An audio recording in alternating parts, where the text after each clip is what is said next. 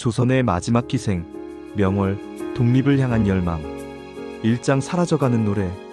1910년 8월, 한성부 종로 기생집. 명월은 검은 고줄을 조율하며 창밖을 바라보았다. 거리에는 일본 군인들이 순찰을 돌고 있었고, 한복 대신 양복을 입은 사람들이 늘어가고 있었다. 조선이 일본에 병합된 지 벌써 한 달이 지났다. 26의 명월은 한성부에서 가장 유명한 기생 중 하나였다. 그녀의 가야금 소리와 시조 창법은 양반들 사이에서도 유명했다. 하지만 이제 그런 것들이 설 자리가 점점 사라져가고 있었다. 명월아. 문이 열리며 기생집의 포주인 김마님이 들어왔다. 그녀의 얼굴에는 걱정이 가득했다. 네, 마님. 오늘 밤 손님이 특별하단다. 조심해서 모셔야 해. 어떤 분이신지요? 김마님은 목소리를 낮췄다. 일본인 관리야. 총독부에서 나온 사람이라는데 우리가 계속 장사를 하려면 그들 비위를 맞춰야 해. 명월의 가슴이 무거워졌다. 일본인들에게 조선의 전통 예술을 보여주는 것이 과연 옳은 일일까? 하지만 거절할 수도 없는 상황이었다. 이장 잃어버린 나라의 노래. 그날 밤 다나카라는 일본 관리가 기생집에 찾아왔다. 그는 조선의 문화에 관심이 많다며 명월의 연주를 요청했다. 조선의 전통음악을 듣고 싶습니다. 명월은 마지못해 가야금을 집어들었다. 하지만 평소와 달리 손끝이 떨렸다. 이 일본인에게 우리의 소중한 음악을 들려주는 것이 과연 맞는 일일까? 그녀는 아리랑을 연주하기 시작했다. 하지만 노랫말은 하지 않았다.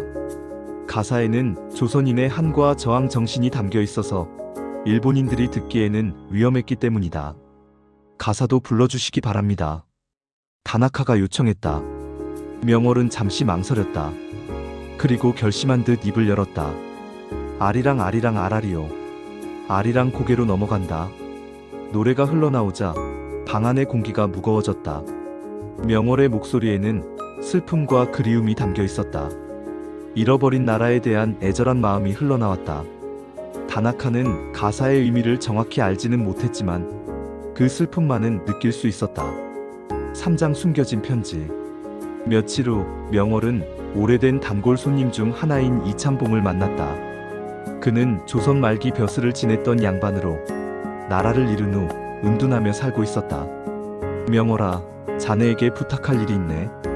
무엇이든 말씀하세요, 나리. 이참봉은 주변을 둘러본 후 작은 편지 봉투를 내밀었다. 이것을 상해의 김구 선생에게 전해다오. 독립운동 자금을 모금한 것이야.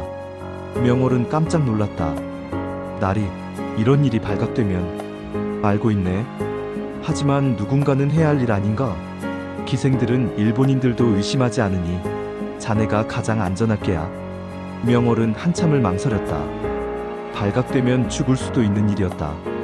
하지만 조선을 되찾기 위해서는 누군가는 위험을 감수해야 했다. 알겠습니다. 전해드리겠어요. 사장 위험한 여행. 명월은 상해로 가는 배를 탔다. 공식적으로는 일본인 손님과 함께 여행을 간다는 명목이었지만 실제로는 독립운동 자금을 전달하는 비밀 임무였다. 배 안에서 명월은 편지를 한복 저고리 안쪽에 꿰매어 숨겼다. 일본 관리들의 검문이 있을 때마다 가슴이 두근거렸지만 다행히 발각되지 않았다. 상해에 도착한 명월은 미리 알아둔 주소를 찾아갔다. 프랑스 조개지의 한 허름한 집, 그곳에서 김구를 만났다. 조선에서 오셨군요. 고생 많으셨소.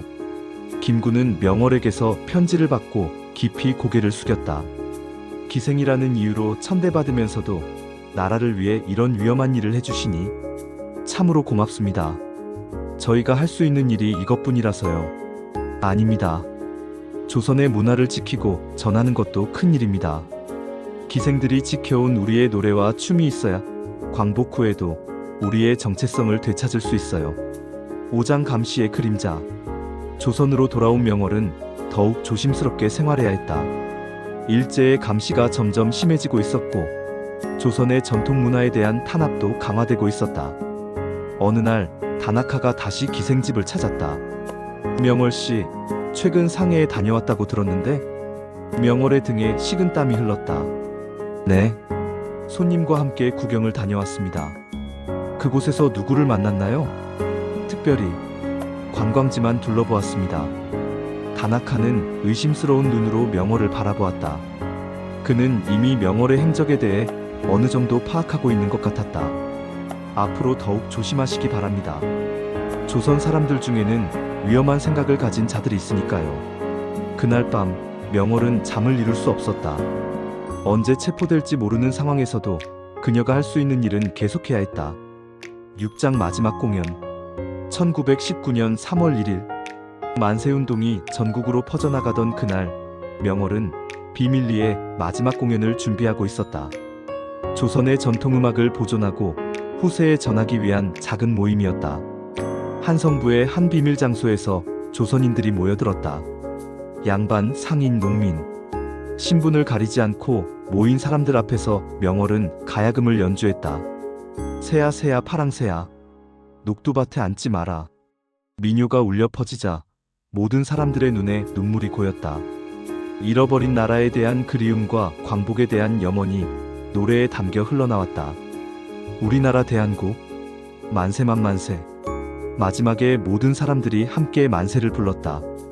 그 순간 문이 거칠게 열리며 일본 헌병들이 들이닥쳤다. 조선인들이 여기 모여서 뭘 하는 거야? 사람들이 도망치려 했지만 이미 늦었다. 명월도 체포되었다. 7장 감옥에서의 마지막 노래. 서대문 감옥에 갇힌 명월은 혹독한 고문을 받았다. 일본인들은 그녀에게 독립운동가들의 이름을 대라고 강요했지만 명월은 끝까지 입을 열지 않았다. 감방에서 명월은 작은 목소리로 아리랑을 불렀다. 다른 조선인 수감자들도 하나둘씩 따라 불렀다. 감옥 안에 조선의 노래가 울려 퍼졌다. 아리랑 아리랑 아라리요. 아리랑 고개로 넘어간다. 간수들이 아무리 제지해도 그들은 노래를 멈추지 않았다. 그것이 그들에게 남은 마지막 저항이었다. 8장 영원한 유산. 1945년 8월 15일 광복의 그날. 명월은 그날을 보지 못했다. 1920년 서대문 감옥에서 29세의 나이로 생을 마감했기 때문이다. 하지만 그녀가 목숨 걸고 지켜낸 조선의 노래들은 살아남았다. 광복 후 명월과 함께 공연했던 사람들이 그녀의 이야기를 전했다. 한 기생이 어떻게 조선의 문화를 지키고 독립운동에 참여했는지를. 지금도 어디선가 아리랑이 불려질 때마다 사람들은 명월과 같은 무명의 영웅들을 떠올린다. 그들이 있었기에 우리의 노래가, 우리의 문화가, 우리의 정신이 살아남을 수 있었다.